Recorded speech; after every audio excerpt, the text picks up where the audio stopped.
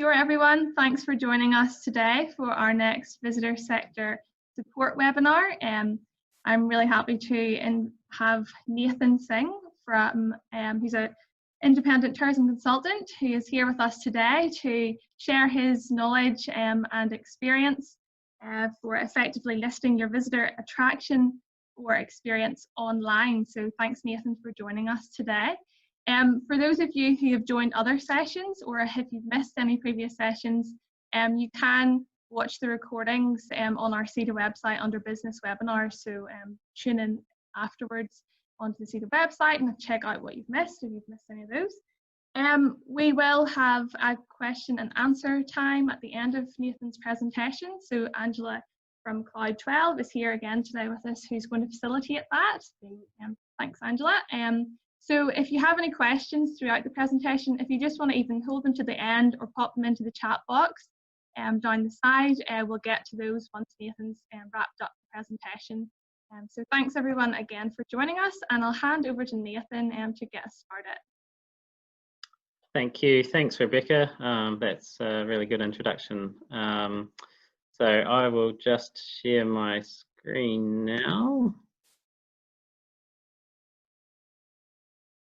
Okay, so yeah, just a little bit about just me to begin with. So yeah, I'm actually based down in Wellington. I was just saying how much of a lovely day it is today. Very windy, rainy, and everything sort of going on. But yeah, I have had 14 years international travel industry experience. So I was previously, I started my tourism industry experience in Sydney, where I used to work for Value Tours 14 years ago. So Value Tours was a New Zealand travel wholesaler. They also sold coach tours and international ski holidays. So I was there for 5 years on the wholesale side of things. I've also done a stint for Flight Centre in retail, so that was a year down home in Invercargill. I've also done a stint in car rental, so frontline for Hertz, and more recently back in Wellington, I've been helping Hammond's Wellington Tours as a business consultant. So towards the middle of last year, they actually went through a whole lot of changes just in regards to rebranding and looking at new tour ideas and things like that. So that was a really cool project to be part of and helping them sort of develop their business. And then the main thing that I sort of want to speak to you guys about today is my experience working for Viator, which is the experiences arm of TripAdvisor, where I spent 3.5 years in Sydney looking after, or the account manager for all tour operators across New Zealand and the South Pacific. And I also did a little stint looking after Indonesia as well. So yeah, just 15 months ago, I moved back from Sydney with my fiance, and yeah, we recently just completed 2.5 weeks just traveling around the South Island with my newborn son, actually, who was born on the first day of lockdown. So yeah, he's 3 months old now, and yeah, that's a whole nother side.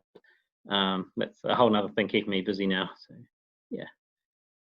So just moving along, I think Rebecca mentioned it, but yeah, I just wanted to sort of reiterate that this webinar really is about sort of the tour operator side of things. If you are a motel or a hotel and you're looking to sort of pivot your business, you know, with what's happened with COVID, then there should be some sort of good information in here for you as well. But yeah, it's sort of really focused around the tour operator side of things. So what we'll cover is, you know, what is an OTA? So just sort of the basics, the key players in the tour and activity side of things, what is required to be listed on these sites, why are they important? We'll share some links to sign up as well. TripAdvisor, I know some of you will have already have a listing on TripAdvisor and some of you may not. We'll talk about how to create a listing and then what a book now button is. the power of reviews. Reviews are so important these days, and we'll talk a little bit about that and how the TripAdvisor algorithm works. Some top 10 optimization tips for your products that you list on the OTA sites. We will talk about reservation systems, so the importance of using a reservation system. Booking. So Booking is a system which is owned by TripAdvisor, so I just wanted to touch briefly on those guys.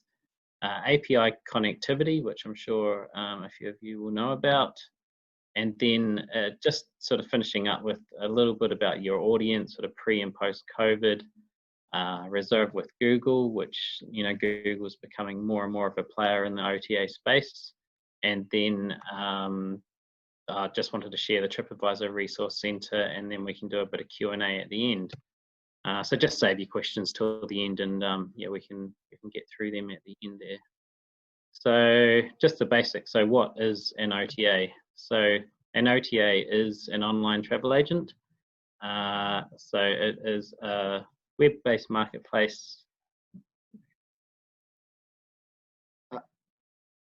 Web-based marketplace that allows consumers to research and book travel services.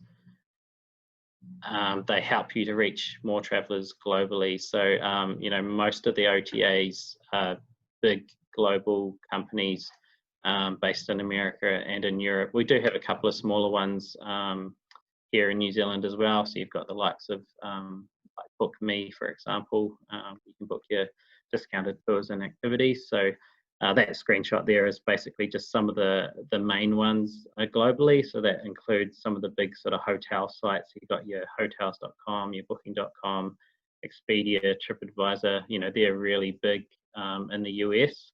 Trivago, I mean, you see ads on TV in New Zealand for Trivago every day. So these guys are sort of left, front and center with big marketing spend that you will sort of see in here every day on TV and elsewhere. You also got the likes of Kayak as well. So in the tours and attraction space, the key players. So we've got so TripAdvisor. So just to sort of clarify how Viator and TripAdvisor work. So Viator is the tours and attractions arm of TripAdvisor. They used to be separate, and then a couple of years ago, they actually kind of changed their name to be TripAdvisor Experiences. They've now gone back to Viator, so you don't want to confuse things too much, but basically Viator is the tours side of things, and then TripAdvisor is sort of overseeing sort of hotels, activities, etc. So these guys are obviously really big in the US. If you sign up and partner with these guys, you're going to get a lot of clients coming from North America in general. You also get a lot of Aussies, clients from the UK and stuff as well, but in general it's US clientele. We've got Expedia, so they're also in the US. They used to be sort of really big, I would say 4 to 5 years ago for tours and activities. They're still up there, and it's definitely still worth I guess being listed on their site. But sort of sales have sort of dropped down as more OTAs have sort of come into the space. We now have Klook. So Klook's definitely probably the biggest up and comer in the OTA space. So they are based out of Hong Kong. If you list with these guys, you'll definitely get clients mainly from the Asian nations, so Southeast and Northeast Asia. Japan, Korea, those kind of countries. So yeah, it's really cool to have those guys on board as well. And then Get Your Guide. They've been pretty big for the last few years and definitely sort of eating away at the market share from Viator and TripAdvisor. Get Your Guide is based out of Germany, so in general you get a lot of European clientele. And then lastly, I just had Airbnb there as well. So they're a bit more of a niche site. So yeah, if you have sort of a really sort of unique experience, which is maybe a bit more personalized or hands-on, it might be worth considering listing with Airbnb. So requirements to be listed.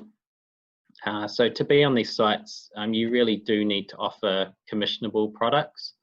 In regards to commission, generally they want sort of 20 to 30% commission, which seems to be rising all the time. So for New Zealand, the standard sort of commission for tours and activities has always sort of been 20%, but we're now sort of finding that these OTAs really sort of want 25 to 30. So there is a little bit of a pushback there.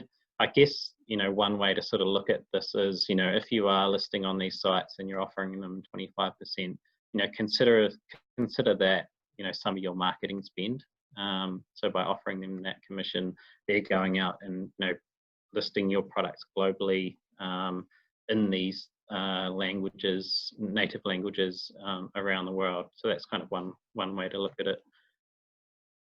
They want high quality products, and again, back in the day, you could kind of jump on and could load any product you wanted. You could load 100 products in one day if you wanted, just different variations. Now they're sort of being a bit more detailed and a bit more picky about what they want. So products where they don't have, or regions where they don't have many products is really good. And yeah, high quality. So, really good customer experience, excellent reviews on TripAdvisor and Google. And then high resolution images. Just basics, yeah, website address, phone number, email. In terms of a website, you only need to have a Facebook page. So if you don't have your own website yet, or you're not quite at that level, you can just have a Facebook listing.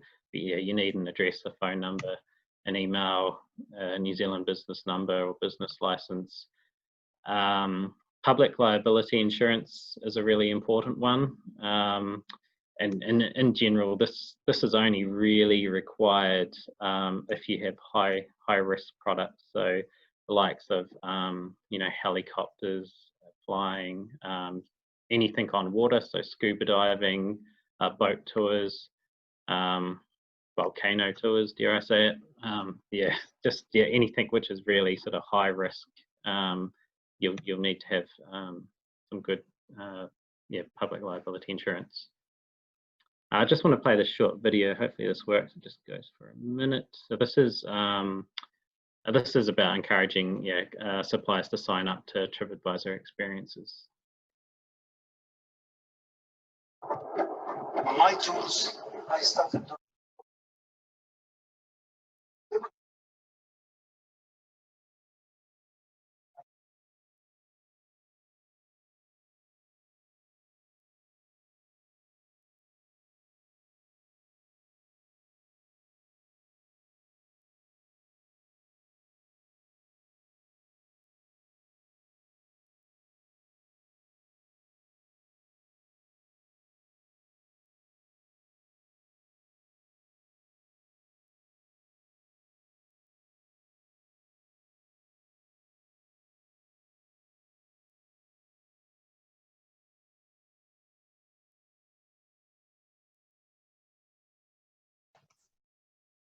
We can't hear the video, Nathan.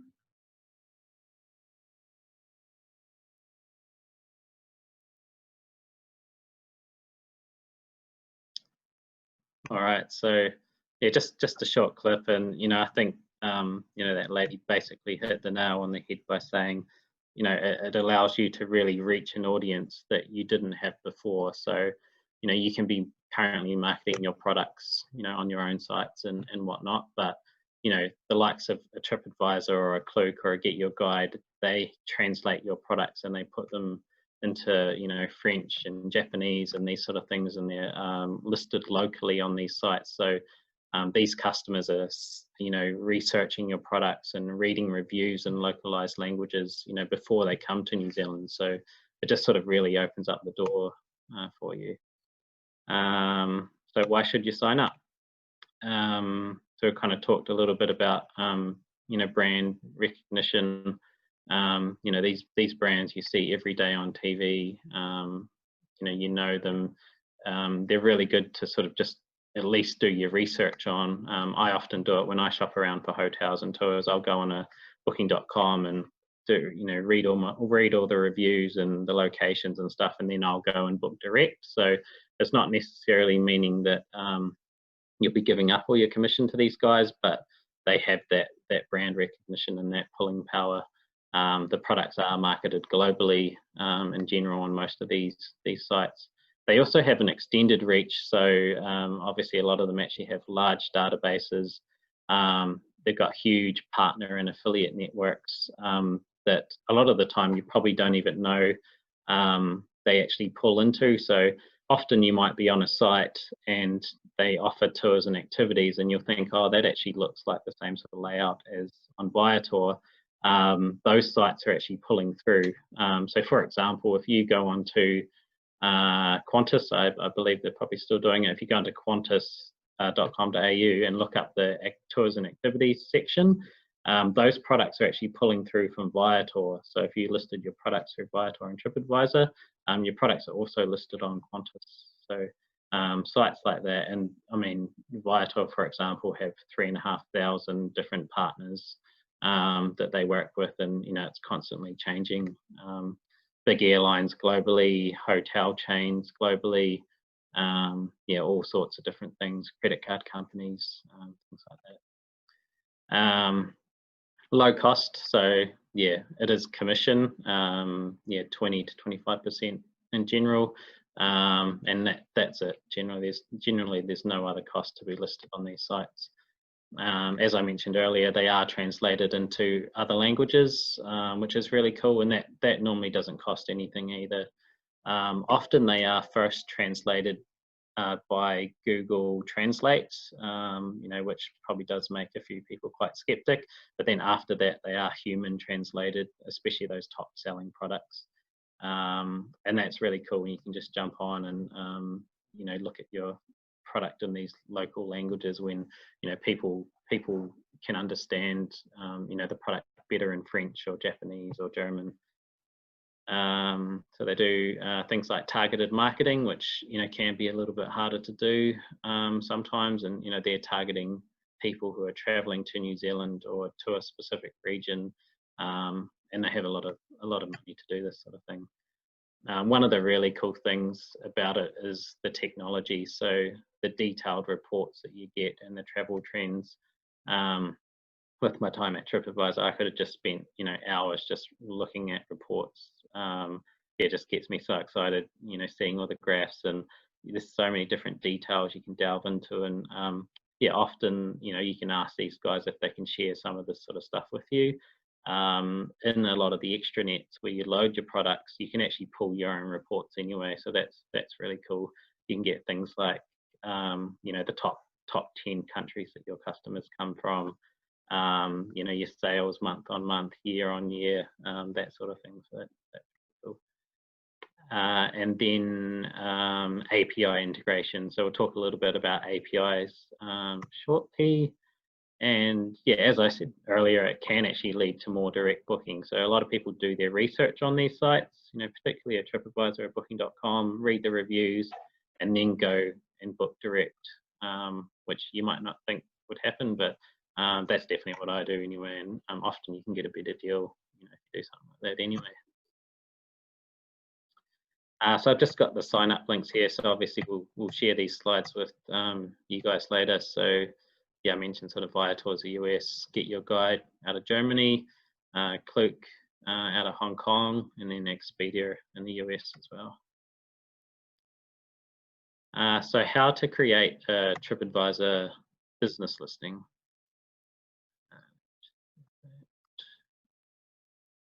So when you sign up to partner with Viator, so listing your tours and activity products on Viator, it actually now prompts you to create your own TripAdvisor business listing if you don't already have this through the same sign up link. So basically you're signing up once and your products will go live on both Viator and TripAdvisor. Your actual TripAdvisor listing will be live within 30 days. So here's just a few examples of some businesses in your region. So their TripAdvisor listing when you're viewing on mobile, so on a mobile phone. Yes, as you can see, you know, you got your photos. It's sort of very self-explanatory. So you know, your ranking, the amount of reviews, and your star rating, and then the location.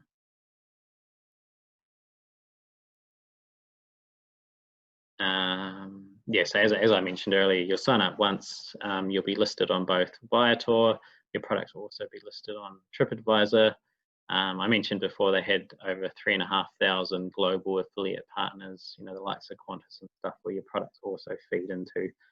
So your listing will be created, your TripAdvisor listing, like those listings we just saw on the previous slide. You'll then be able to build your own tour product or attraction entry. So you can create them manually within the extranet of these OTA sites. Yeah, then from there you'll hopefully start getting bookings and you start earning some additional money.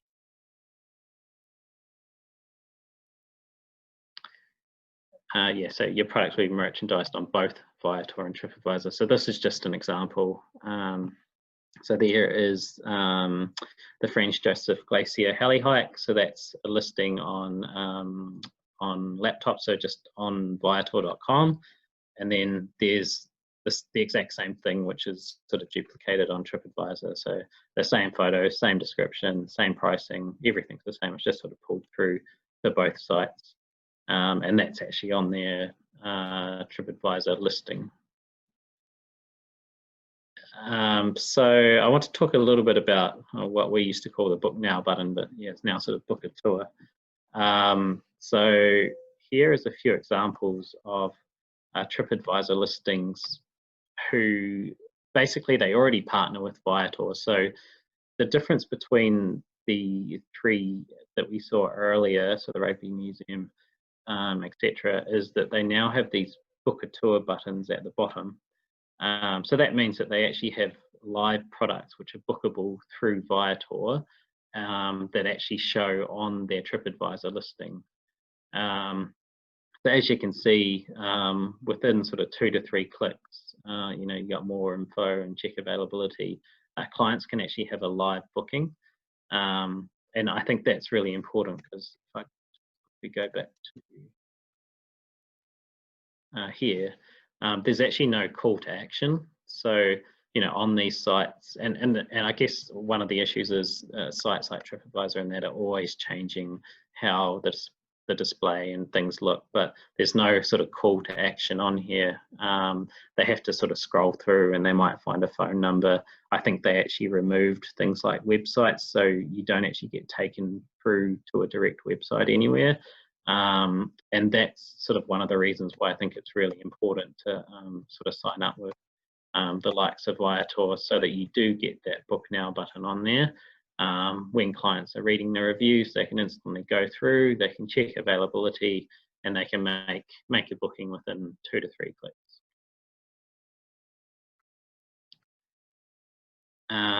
So yeah, here's just here's the examples basically that I was saying. So we've got the New Zealand Rugby Museum. You know, everything looks great. It's got, you know, address and all that sort of stuff, but I guess with the example B, so the Kiwi Birdlife Park down in Queenstown, you can actually book it there and then.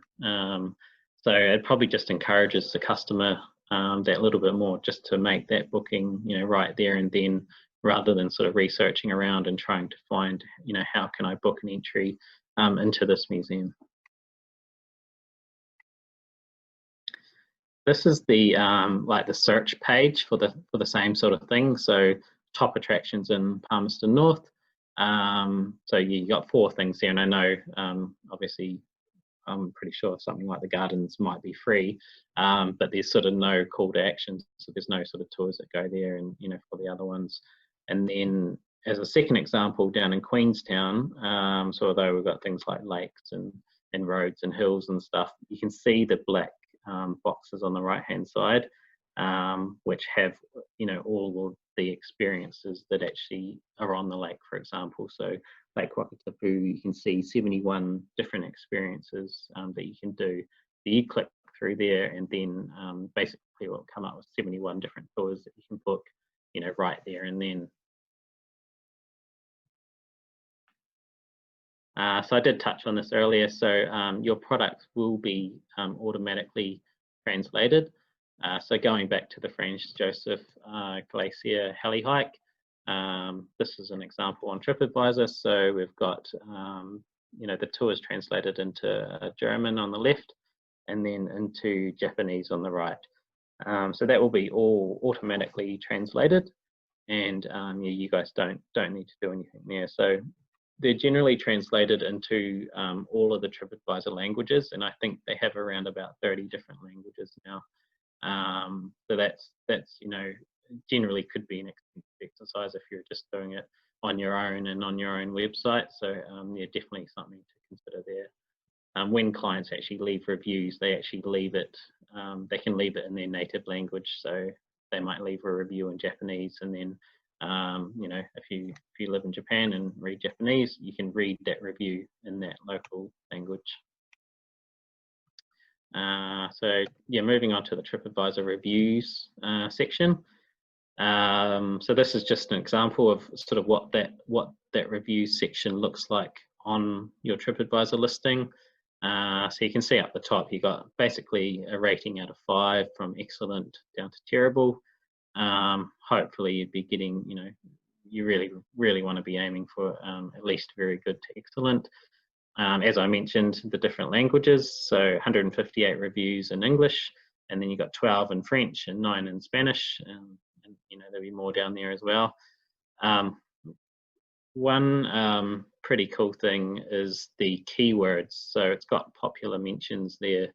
So this is things that people actually talk about. So I think this was for the Rugby Museum. So obviously, yeah, it's a popular term that people have used.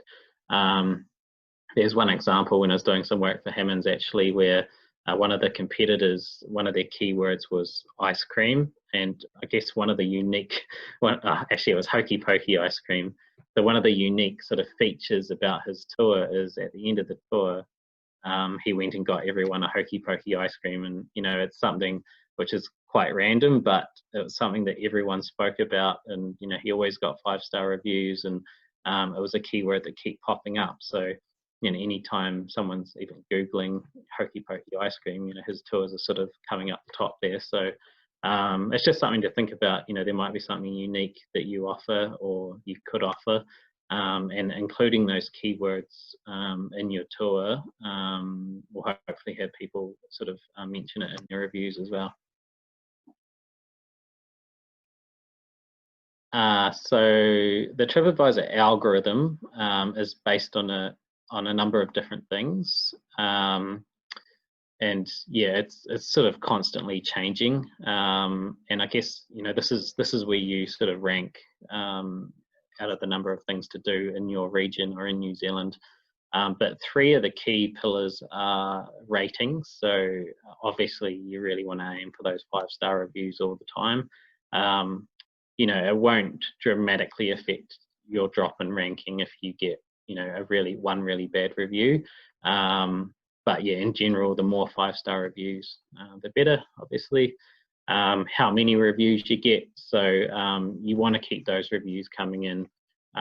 If you sort of only get, I guess a whole lot of, or maybe you get reviews this month and then don't get any reviews for the rest of the year, your ranking will slowly sort of drop down. And then I guess recency, so how recent those reviews are. So you want to keep them sort of coming in constantly if you can. So yeah, getting a whole lot of 5-star reviews constantly, which that's basically what you want to aim for. And I know it probably will make sense. Yeah, it's just obviously keeping them up can be difficult. But yeah, that's sort of how, or the 3 of the biggest pillars, I guess, in terms of how your ranking actually works. So just in regards, so I just want to talk about optimization. So once you get on and you load your products on some of these OTA sites, I have basically sort of top 10 optimization tips that I would sort of highly recommend focusing on to get your products up there. this is a lot of the stuff that we're sort of doing at Viator and TripAdvisor when I was there. And we really sort of saw an increase in bookings when suppliers did focus on these things. So last minute bookability. So there is an option for pretty much all of the OTA sites to set your cutoff time.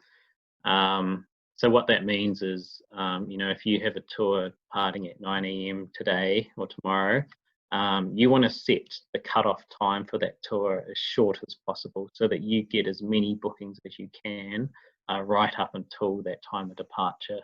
So ideally you want to set it to 12 hours or less.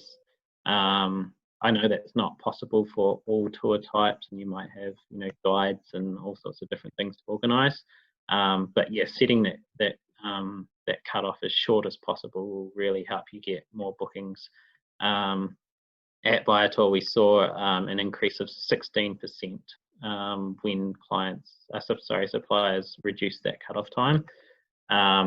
We had a lot of suppliers that originally had just sort of started on 72 or 48 hours. So, you know, you're getting on a Wednesday or something, tours were sort of already booked out for the weekend because clients couldn't book. I guess the thing is nowadays is most people are booking on mobile, they're booking on the run, they're booking, you know, in the airport terminal, they're booking in their hotel rooms, they don't want to go downstairs and talk to the concierge and things like that. A lot of people can, you know, talk to chatbots and things like that and just book it. So yeah, it's definitely something to consider. Reviews, we've talked about reviews. Yeah, I guess the other thing is to, on TripAdvisor and the likes of Google, respond to all reviews if you can, or at least most of them. I know it might get a little bit repetitive, but, you know, keep trying to think of new ways to respond. If anyone did have any concerns or they gave you a bad rating, I guess it's about how you respond and sort of clarify, you know, their issues or their concerns to other potential customers who will be looking at those reviews.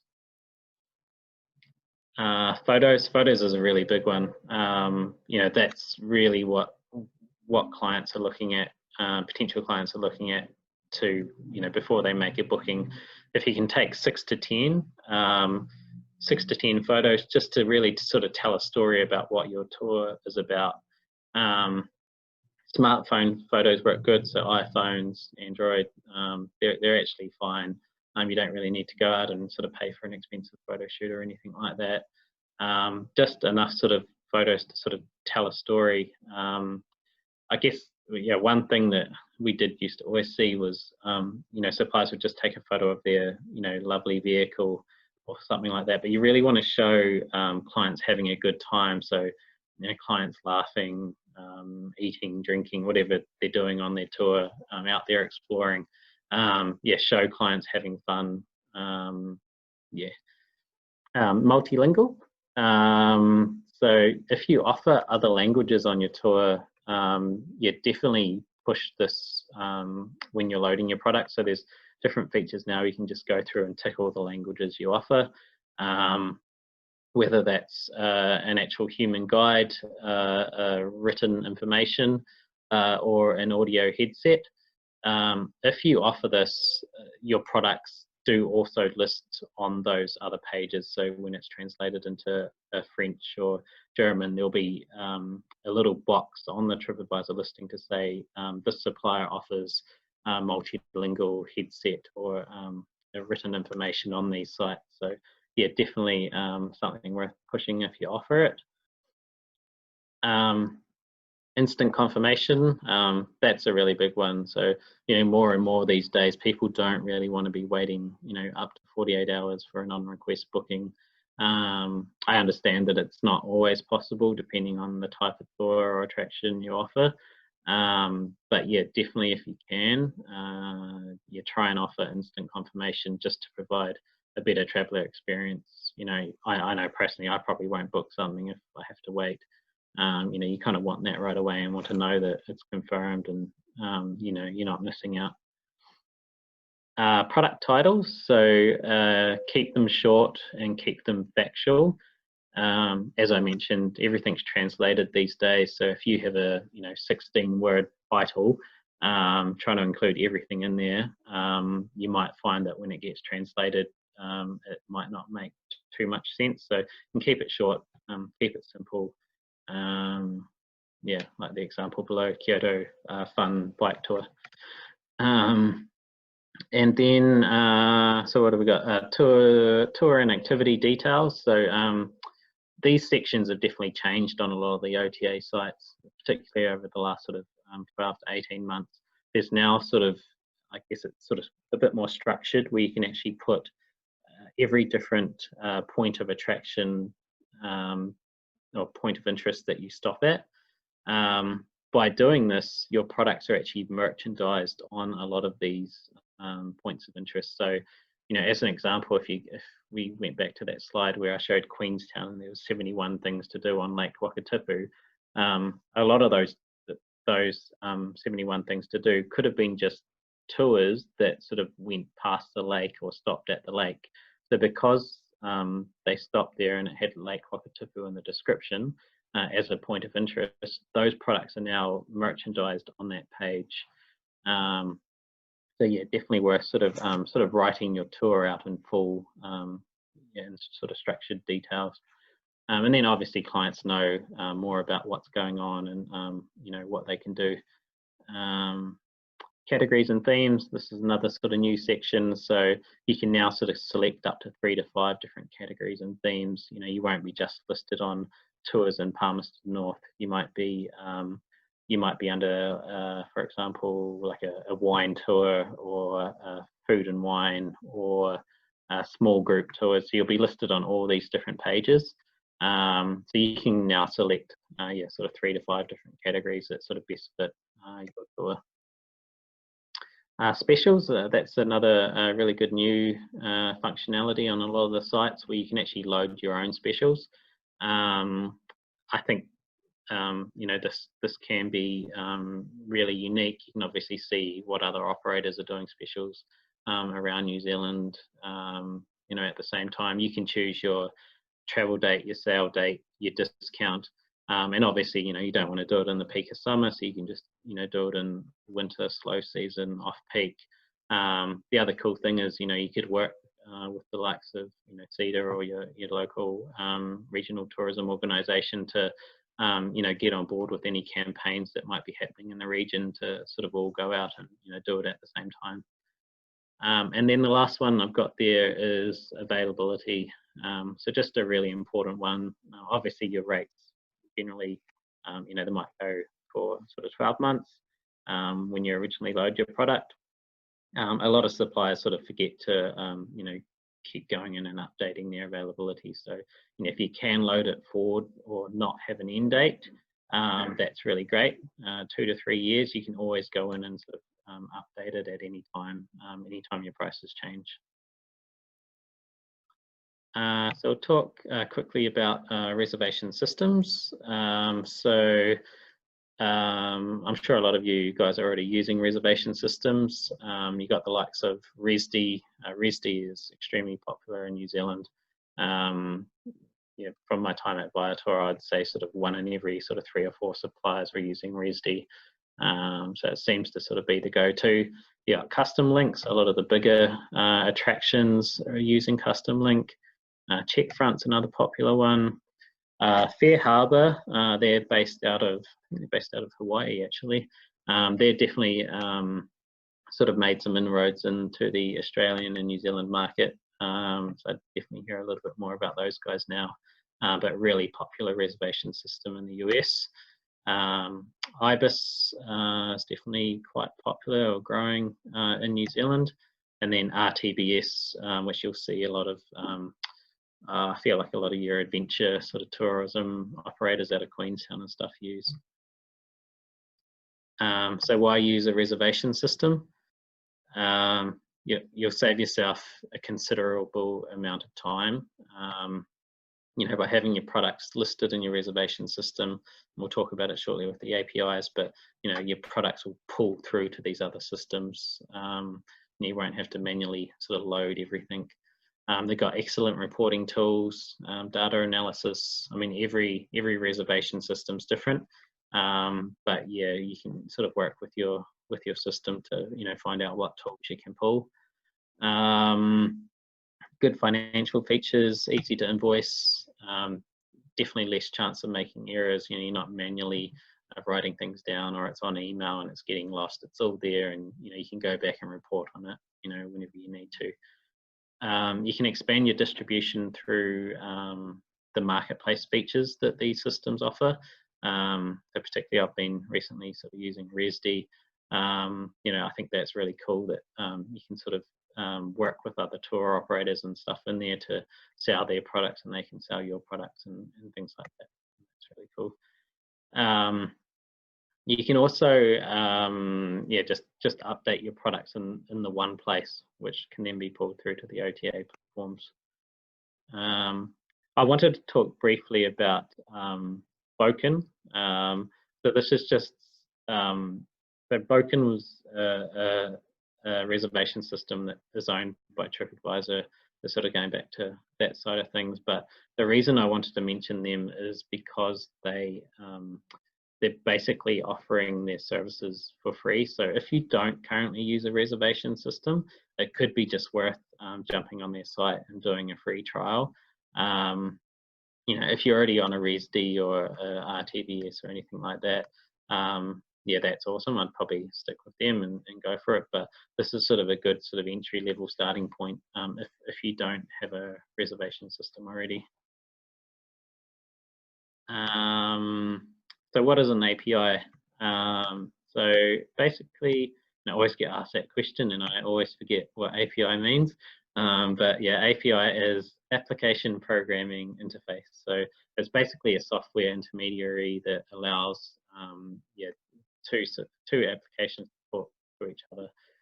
So your products are basically, they'll be pulled through from your Klook or your Get Your Guide into your reservation system and vice versa. So if a booking's made, well, firstly, actually, it pulls your availability from Resd or wherever into the OTA, and so it's basically live availability.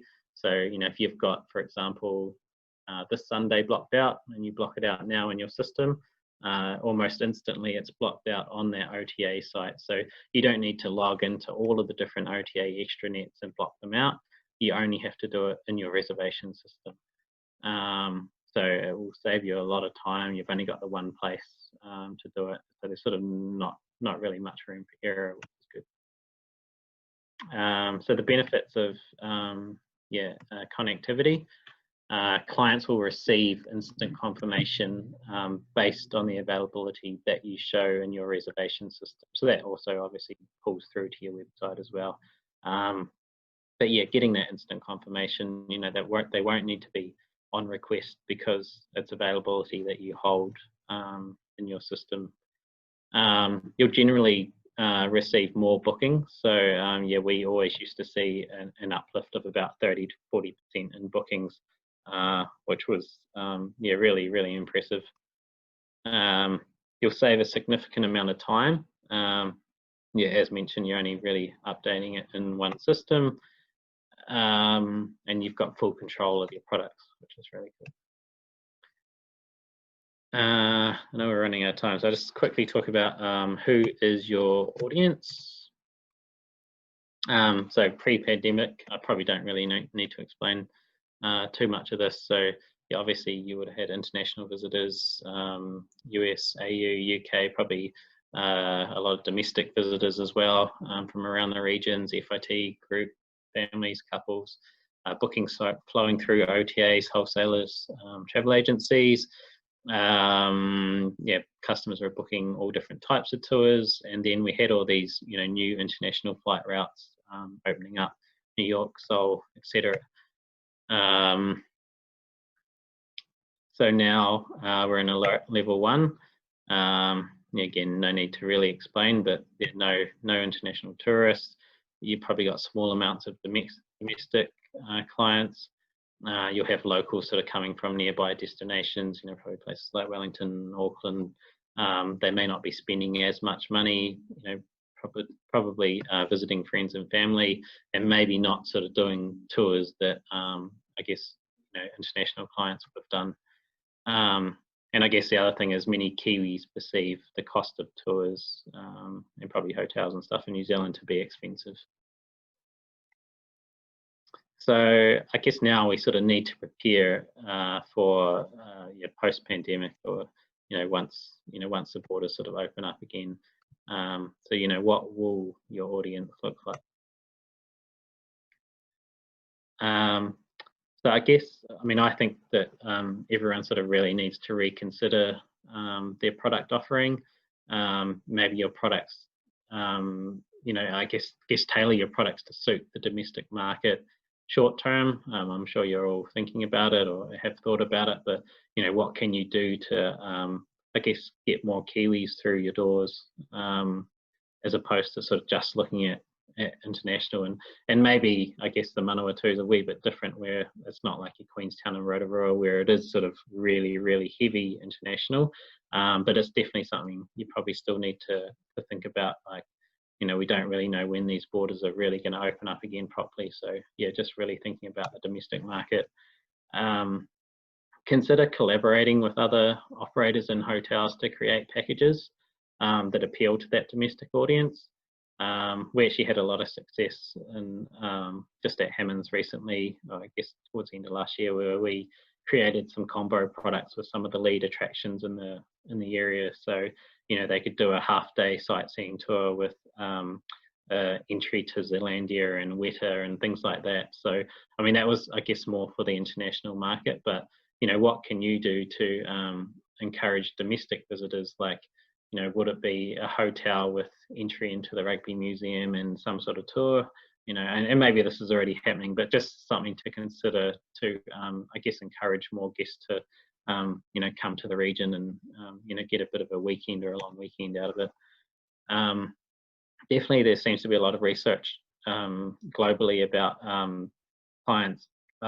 Consider offering private small group tours. People won't want to be stuck on big buses anymore, and with the potential to catch anything from anyone else. So consider offering these private small group tours to families and just small groups. Obviously, there's been a lot of talk about the AU-NZ bubble. I still think that the Aussies will probably be the first tourists we get back. It sounds like that will be the case, but we just don't know when that might be. So yeah, after that, sort of tailoring your products to the domestic market, I guess have a think about what Australians would want to do, and probably, I guess, a lot of your tours are already sort of catered to that sort of thing anyway. It's a great time to sign up to the OTAs that we've discussed. Get your products up there now and get them available, while you might have a little bit more time, so that when those borders do open up, the products are there and they're sort of ready to go. And then, just potentially expect smaller numbers, group sizes. I think that's probably a bit of a no-brainer. So tour types to consider. Private, small group, accessible tours. So that's not really related to COVID or anything, but there's definitely a lot of discussions around accessible tours. So catering for wheelchairs and things like that. If you can offer a point of difference that other operators don't offer, definitely something to consider. And then again, just thinking about other things, it's a chance to sort of reinvent the products and stuff that we offer. But there's obviously always a lot of talk about sustainable and ecotourism, environmentally friendly. The other one is luxury. So I would say there's a lot of clients in New Zealand who are looking to go to Europe and do a month-long riverboat cruise and those sort of things. So there is that luxury factor to consider as well. So definitely think about having that point of difference as well. And then combo tours, as I sort of discussed, with what we're sort of doing at Hammonds. And then just to sort of wrap up, so I wanted to talk a little bit about Reserve with Google. So Google's definitely becoming more and more of a player in the OTA space. Google now has their own travel department as well. And yeah, basically, they obviously got a lot of pulling power. Bookings can be made. So with Reserve with Google, bookings can be made via search or via Google Maps, and customers can track their bookings in the one place.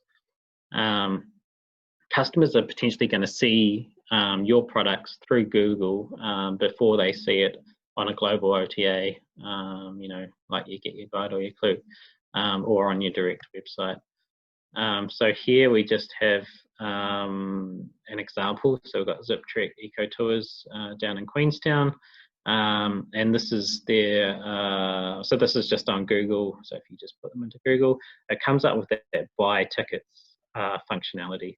And then if you click through, it will list the availability. You'll see at the bottom there, it says booking times provided in conjunction with TripAdvisor. So the way Reserve with Google currently works is they either link through an OTA or they link through your reservation system, so the likes of Resd or someone like that. So your bookings will actually still come through the OTA or the reservation system, and you'll still pay them the commission. I think they're obviously still expanding. They're expanding pretty quickly, so they're not working with all systems and stuff at the moment.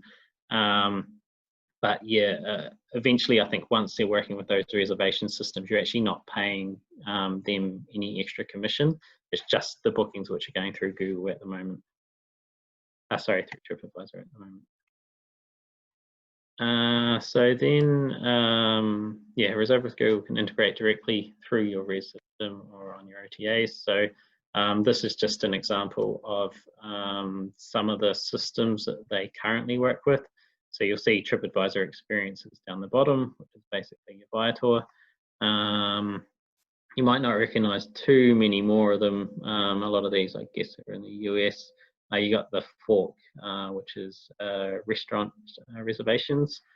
And then we have, so we've got Klook now, KK Day. So they're actually an OTA based out of Taiwan. Definitely another one you can consider at some stage.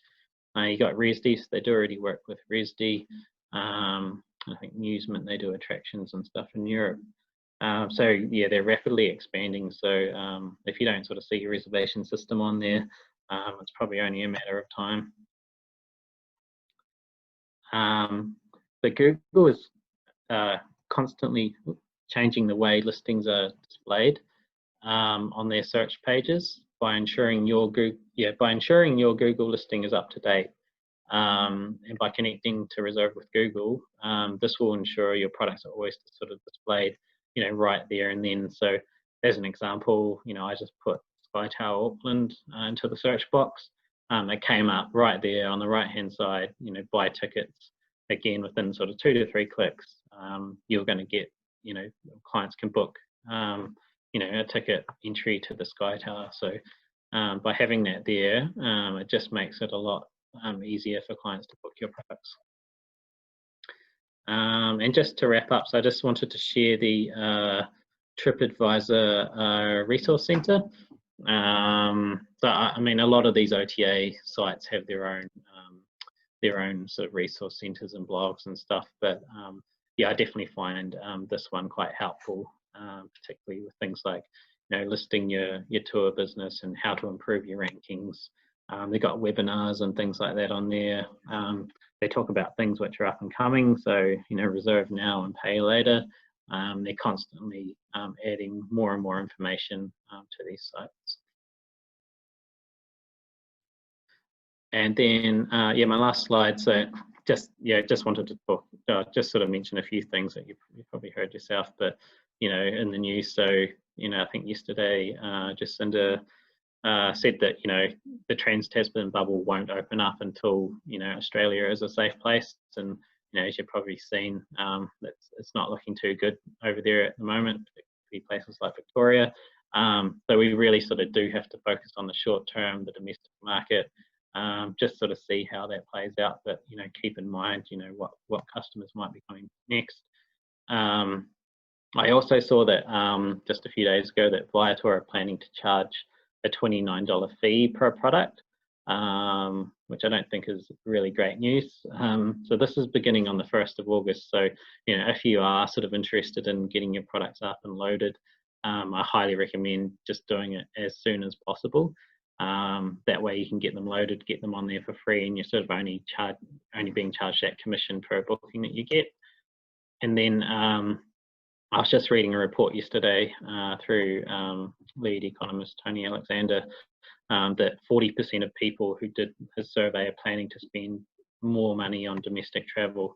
So, you know, I think more Kiwis are going to get out there. They're going to explore places that they haven't been to before and spend some of their money that, you know, they might have been spending on the Gold Coast or in Europe or, you know, wherever.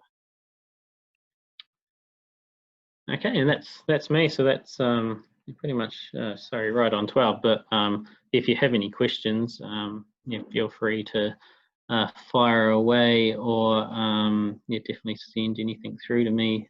I can leave my contact details and stuff as well. Yeah, and happy to answer any questions you have. Right, that was awesome. Hey, thanks, Nathan. Very informative, lots of information to digest, which is great. I learned some new things today, which is awesome. Has anyone got any questions at all? No. I've got one. Just post-COVID, with cancellation policies and stuff like that, obviously everyone's a bit cautious at the moment with travelling and pre-booking things. What would you suggest people should be doing in this space? Yeah, I think like in terms of tour operators, like what they should be doing. If you're loading and you're setting up and through the OTAs, you know, what's a really good I suppose top tip in terms of managing cancellations and things like that, or just having a because people are a little bit funny and a bit cautious about pre-booking stuff at the moment, the customer. Yeah, no, I completely understand. I guess that's definitely a difficult one. Yeah. A lot of the OTA sites have their own cancellation policies.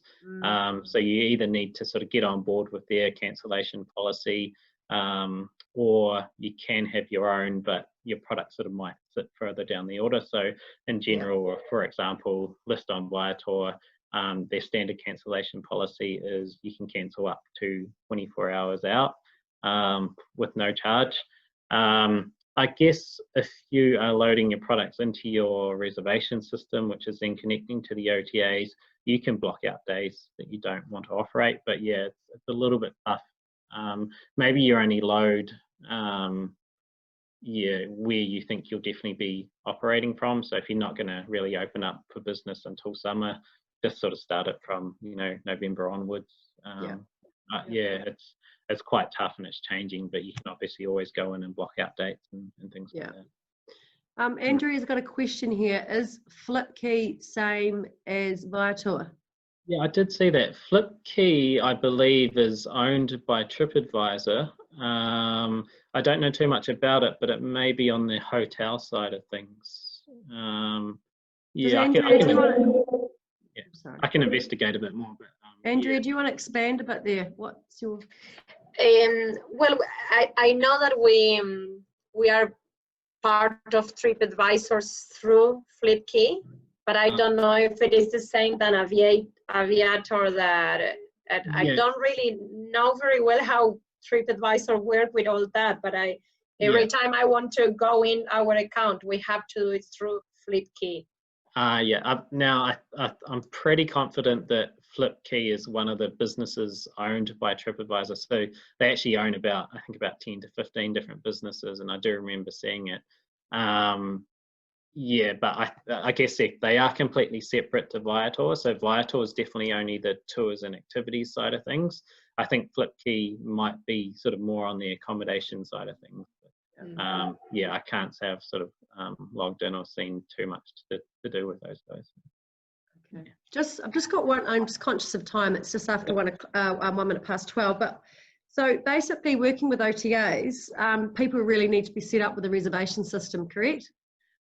They don't need Really? to. You can just load up on one of those links that I have on the slides, and you can just load your products onto the OTAs. I guess the issue is you'll need to load your availability and stuff on each individual OTA, so it's going to sort of take a bit more time and effort.